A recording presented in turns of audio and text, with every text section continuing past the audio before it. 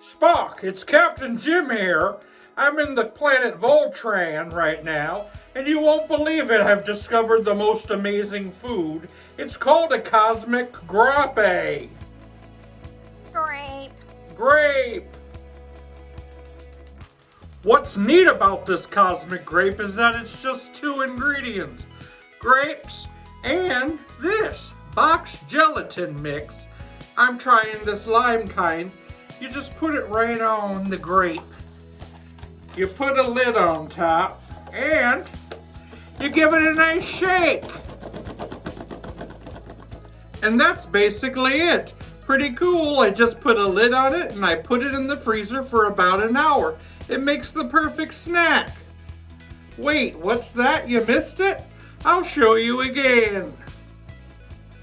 Grapes, gelatin, shake,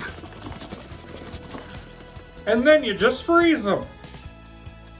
It's the perfect snack.